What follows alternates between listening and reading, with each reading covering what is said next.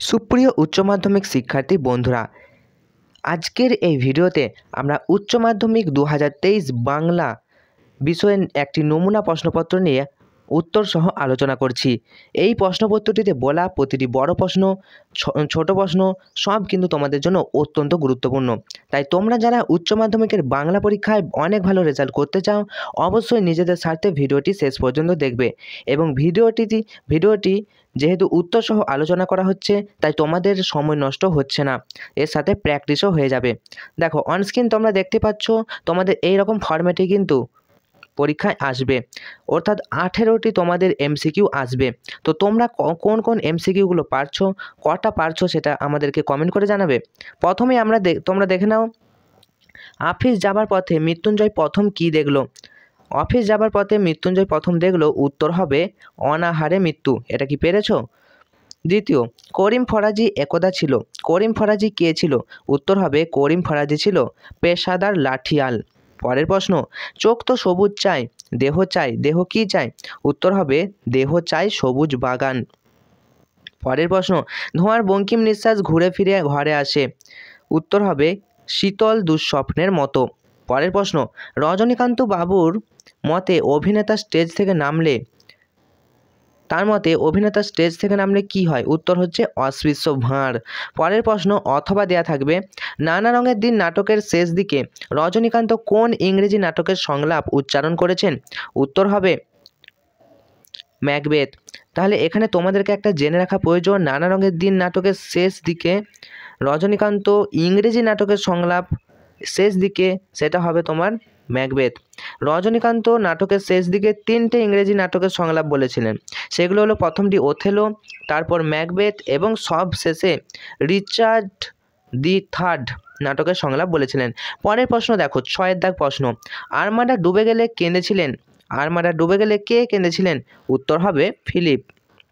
পরের প্রশ্ন অথবা, মর্দানা শুনেই ছুটে এলো, মর্দানা কোথায় ছুটে গেল? উত্তর হবে মর্দানা ছুটে গিয়েছিল বলি কান্ধারির কাছে। পরের প্রশ্ন, তার নাকি দারুণ বক্স অফিস। কিসের দারুণ বক্স অফিস? উত্তর হলো হাসির নাটকের দারুণ বক্স অফিস।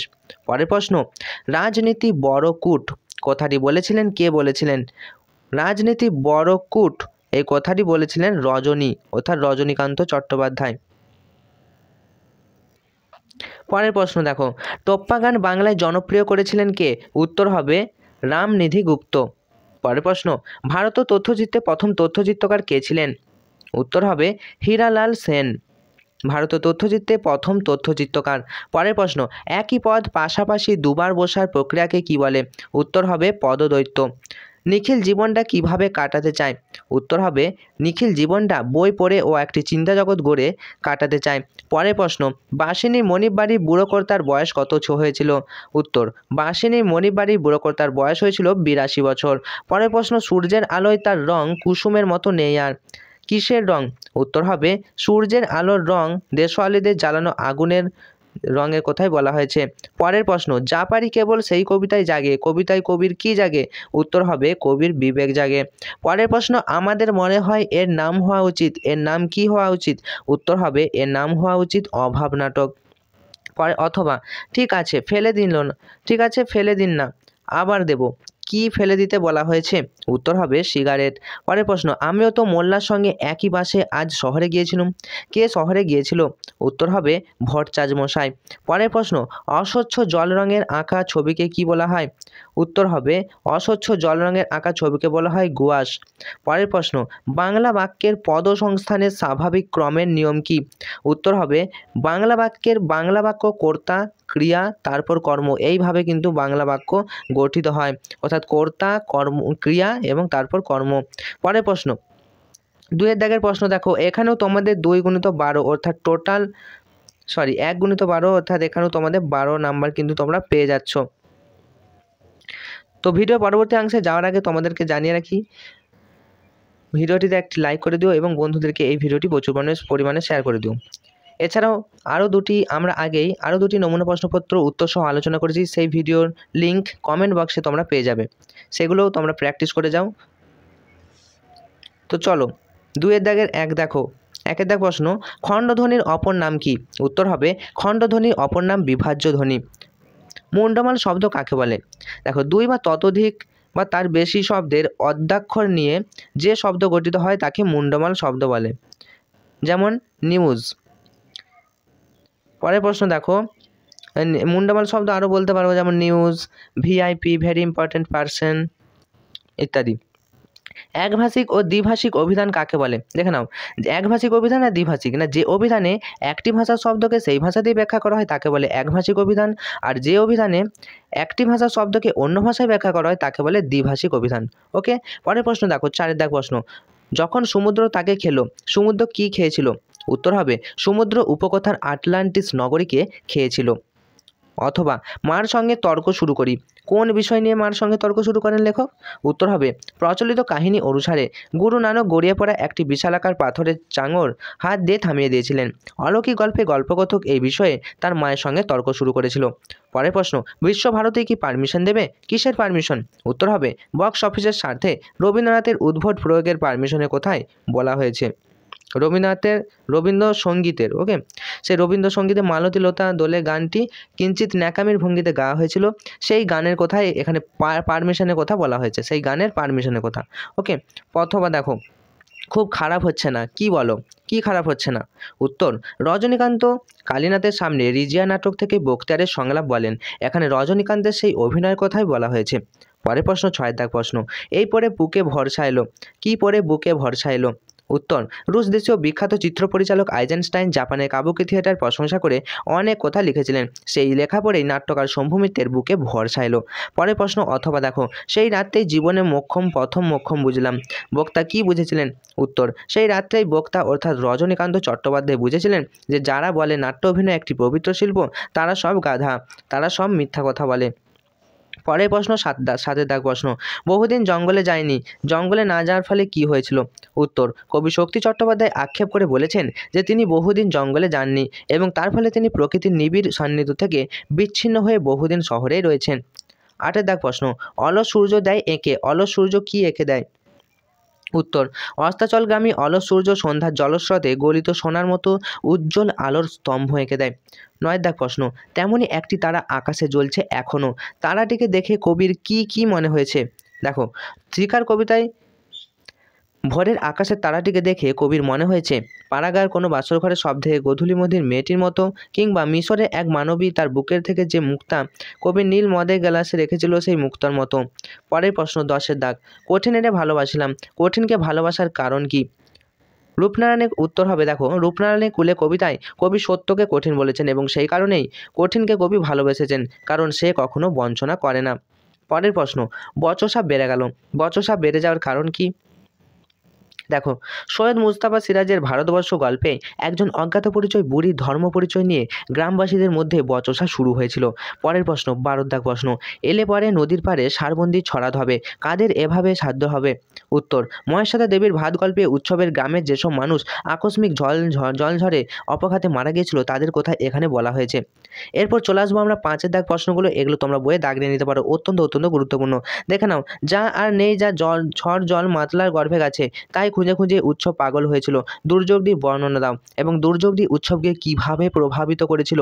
তোমাদেরকে এখানে বলে রাখি, 1 দেখো, 150টি শব্দের যে কোনো একটি প্রশ্নের উত্তর দাও, তোমাদের 5 গুণিত 1, তোমাদের একটি করতে হবে কিন্তু দুটো দেওয়া থাকবে। তারপরের প্রশ্ন দেখো, 2 বুড়ির শরীর উজ্জ্বল রোদের তপ্ত বালিতে চিত হয়ে পড়ে রইল, বুড়ির চেহারা ও পোশাকের পরিচয় দাও, তার তপ্ত বালিতে পড়ে থাকার কারণ কি? 2 দেখো, এখানেও তোমাদেরকে দুটো করতে হবে, দুটো দেওয়া থাকবে, একটা কিন্তু করতে হবে। এখানে দেখে রাখো, প্রথম প্রশ্ন, রূপনারায়ণের কুলে জেগে উঠিলাম, কে জেগে উঠলেন? জেগে ওঠার আসল অর্থ কবিতাটির মধ্যে কিভাবে প্রকাশিত হয়েছে তা বুঝে দাও। এখানে তোমরা সারাংশটা লিখলে কিন্তু তোমাদের হয়ে যাবে উত্তরটা। পরের প্রশ্ন দেখো, আমার ক্লান্তির উপর ঝরুক মহুয়া ফুল, নামুক মহুয়ার গন্ধ, এখন আমার বলতে কার কথা বলা হয়েছে আর এমন কামনার কারণ কি? মহুয়ার দেশ থেকে নেওয়া হয়েছে। পরের প্রশ্ন দেখো, 3 এখান থেকেও তোমাদের কিন্তু দুটো দেওয়া থাকবে, একটা করতে হবে। তাদের অভিনয় দেখে আইজেনস্টাইন সাহেব অত্যন্ত উচ্ছ্বসিত হয়ে অনেক কথা লিখেছেন। আইজেনস্টাইন সাহেবকে তিনি কাদের অভিনয় দেখে উচ্ছ্বসিত হয়েছিলেন, সেই অভিনয় দেখে তিনি কি লিখেছিলেন? 2 প্রশ্ন, নানা রঙের দিন নাটকে হিসেবে নানা রঙের দিন নামকরণে নাটক হিসেবে কতখানি সার্থক, নাটক হিসেবে কতখানি সার্থক আলোচনা করো। 4 প্রশ্ন দেখো, এখানেও তোমাদেরকে দুটো দেওয়া থাকবে, একটা কিন্তু করতে হবে। 4 দাগের 1, বইয়ে লেখা রাজার নাম, রাজারা কি পাথর ঘাড়ে করে আনতো? কারা কেন পাথর ঘাড়ে করে এনেছিল?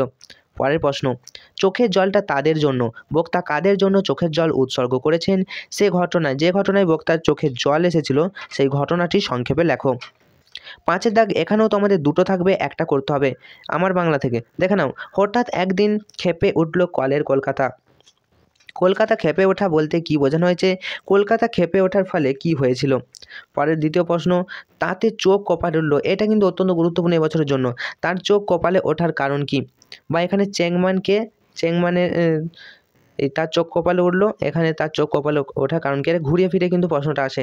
তারপরে দেখো অন্যদিকে 185 শব্দে যে কোনো একটি প্রশ্নের উত্তর দাও। রূপমূল কাকে বলে? উদাহরণসহ স্বাধীন এবং পরাধীন রূপমূলের পরিচয় দাও। Most important. পরের প্রশ্ন, শব্দার্থ পরিবর্তনের ধারা কয়টি ভাগে বিভক্ত ও কি কি? যে কোনো একটি ভাগ উদাহরণ সহ বুঝিয়ে দাও। শব্দার্থ পরিবর্তনের ধারা তোমাদেরকে জানিয়ে রাখি 3টি ভাগে বিভক্ত। শব্দার্থের সংকোচ প্রসারণ এবং শব্দার্থের রূপান্তর, এই 3টি ধারা। তবে এই 3টে ধারার মধ্যে যে কোনো একটা ধারাও তোমাদের কিন্তু 5 নম্বরে চলে আসতে পারে, তাই খুব ভালোভাবে প্র্যাকটিস করে যাবে। এবং রূপমূল, এটা তোমাদের স্বাধীন ও পরাধীন রূপমূল কাকে বলে এটা তোমরা করবে। সাথে দেখো অন্যদিকে 185 শব্দের যে কোনো দুটি প্রশ্নের উত্তর দাও। প্রথমত, বাংলা সঙ্গীতের ধারায় কাজী নজরুল ইসলামের অবদান আলোচনা করো। ইম্পর্টেন্ট। এরপরে দেখো, বাংলা চলচ্চিত্র ধারায় পরিচালক ঋত্বিক ঘটকের অবদান আলোচনা করো। পট শব্দটির অর্থ কী? এই শিল্পটি সম্পর্কে আলোচনা করো। তাহলে তোমাদেরকে এই 7 দাগে যে কোনো দুটো কিন্তু করতে হবে, দুটো করতেই হবে এবং তোমাদের দেওয়া থাকবে 4টে। দেখো পট শব্দটির অর্থ, এটাও কিন্তু এবছরে ইম্পর্টেন্ট। কালীঘাটের পট, এটাও ইম্পর্টেন্ট। পরের প্রশ্ন দেখো, চিকিৎসা বিজ্ঞানের ইতিহাসে বিধানচন্দ্র রায়ের অবদান আলোচনা করো। 8 দাগে দেখো, নিচে যে কোনো একটি বিষয়ে প্রবন্ধ রচনা করো। এই প্রবন্ধ তোমাদেরকে কিন্তু টার্গেট করতে হবে তোমরা কোনটা সবথেকে ভালো পারো। মানুষ মানচিত্র অবলম্বনে প্রবন্ধ রয়েছে। কোনো বিষয়কে প্রস্তাবনা বা ভূমিকা স্বরূপ গ্রহণ করে বিষয়ের গভীরে প্রবেশ করে পরিণতি দানের মাধ্যমে প্রবন্ধ রচনা রয়েছে। এছাড়াও তোমরা যারা তর্ক বিতর্ক করতে ভালোবাসো, তোমাদের জন্য ওটা ভালো হবে। এবং বেশিরভাগ ছাত্রছাত্রীরা যেটা করে সেটা হলো প্রবন্ধ রচনা, পদত সূত্র ও তথ্য অবলম্বনে জীবনী প্রবন্ধ রচনা। তো এই প্রবন্ধ রচনা মহেশ্বেতা দেবী ইম্পর্টেন্ট রয়েছে, স্বামী বিবেকানন্দ ইম্পর্টেন্ট রয়েছে। তোমাদের এখানে কিন্তু এটা ভালো করে পড়ার নেই, এখানে একটা ছক আছে, তোমরা একটু ভালোভাবে যদি প্র্যাকটিস করো তাহলে এটা তোমরা পরীক্ষায় না পড়েও কিন্তু লিখতে পারবে। তো কোশ্চেন কেমন ছিল, তোমরা কতগুলো কোশ্চেন পারলে সেটা অবশ্যই কমেন্ট করে জানিও। সবশেষে যেটা বলবো যে বাংলা পরীক্ষায় ভয় পাওয়া তো কোনো কারণই নেই। এছাড়া উচ্চ মাধ্যমিকে কোনো পরীক্ষায় ভয় পাওয়ার কোনো কারণ নেই, এরকমই প্রশ্ন আসবে। সবশেষে যেটা বলবো যে ভয় না পেয়ে ভালোভাবে প্র্যাকটিস করো, তোমরা সকলেই পাস করবে এবং ভালো রেজাল্ট করবে। তো আজকের মতো এখানেই ভিডিওটা শেষ করছি। আমি তোমাদেরকে জানিয়ে দিই যে এরকম নমুনা প্রশ্নপত্র আরও 2টি নিয়ে আমরা অলরেডি ভিডিও আপলোড করেছি, সেই নমুনা প্রশ্নপত্রগুলো তোমরা লাস্ট মিনিট দেখে যাবে। আজকের মতো এখানে ভিডিও শেষ করছি। তোমাদের প্রত্যেকের পরীক্ষা ভালো হোক। Enjoy exam, all the best.